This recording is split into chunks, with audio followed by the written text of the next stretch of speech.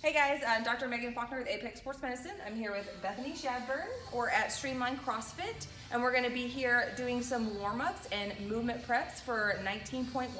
It was just announced we have our workout here. 19.1 is a 15-minute AMRAP, 19 wall balls, and 19 calorie row.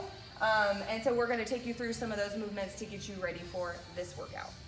So up first, we're gonna start with the mobilized portion of the movement prep. So that's mostly foam rolling. The first thing we want to do is foam roll quads. We've got a lot of wall balls. Obviously that's a pretty quad dominant move. We're also going to get into the glutes here in a second.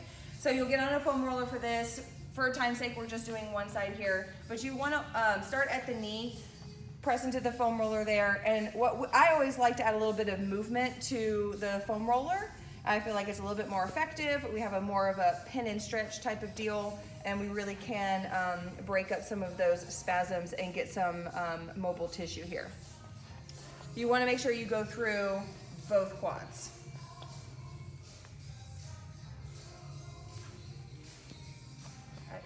The second round of mobilization we'll do through the glutes. Again, we need them for not only the row, obviously also the wall ball. So you have two options here. You can choose to do one or the other or both.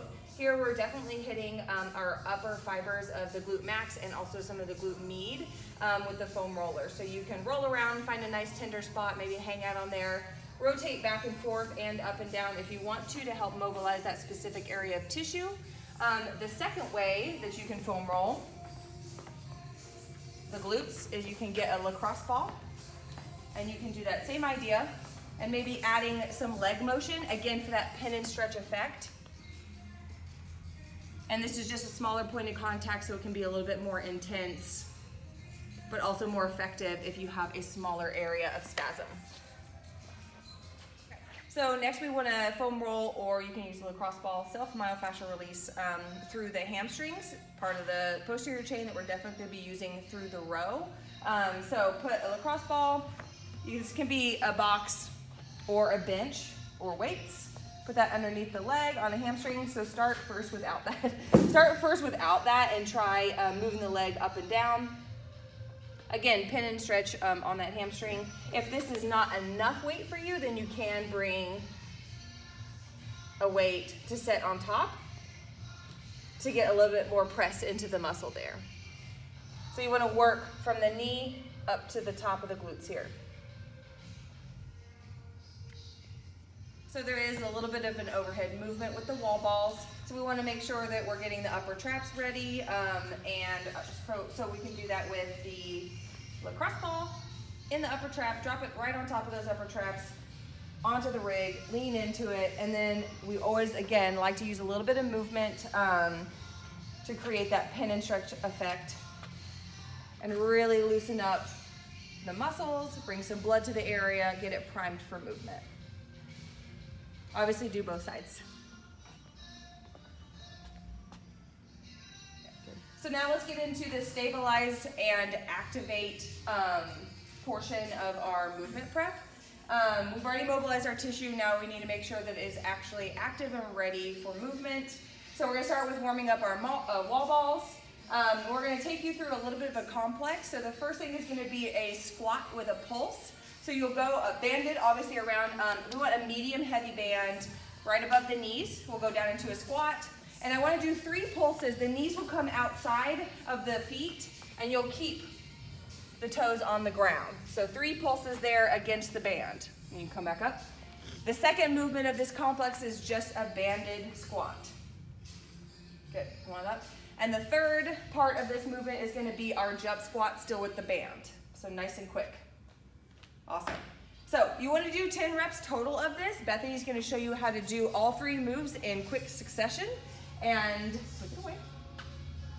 Good. So here we have our squat with pulses, our air squat, and then our jump. And that is 1 rep, and you'll do 10 through.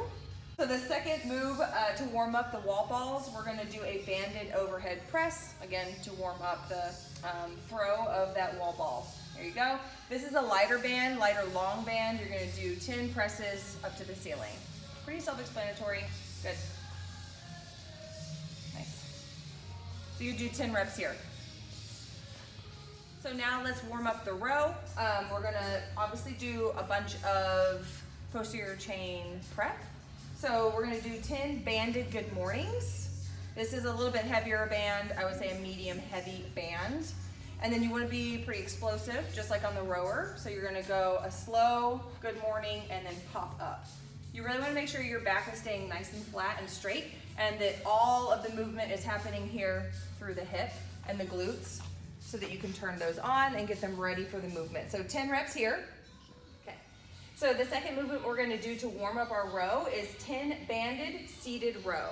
So you'll have another really light band, pull to the chest, mimicking our pull from the row. You do 10 here. You really wanna make sure that you're staying out of the upper traps and you're really activating the mid traps here.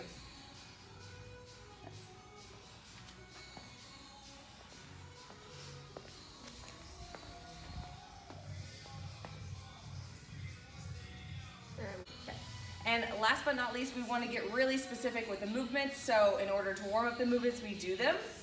You're going to do 2 sets of 5 wall balls and 5 calorie row, again, to just get specifically warmed up for this event. Take it away, Ms. Bethany.